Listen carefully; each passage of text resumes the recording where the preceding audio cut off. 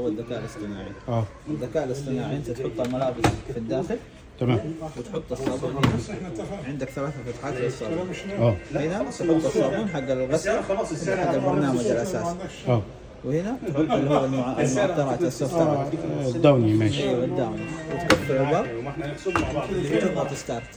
الذكاء الاصطناعي حيدور الحل شويه يمين يسار، يحدد الوزن حق الملابس ونوع القماش، ويختار هو البرنامج من البرامج اللي هنا تلقائيا من غير ما تسوي اي حاجه. والله ما هختار البرنامج، ما يحتاج تختار البرنامج. اذا كان جينز مو جينز، هو يحددها، يحدد القماش. يعني انا اسوي باور وبعد كده بلاي.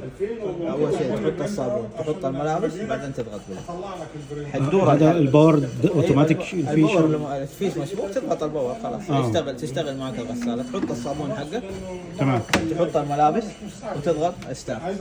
حتدور الحله معاك يمين يسار عشان يحسب الوزن حق الملابس ويحسب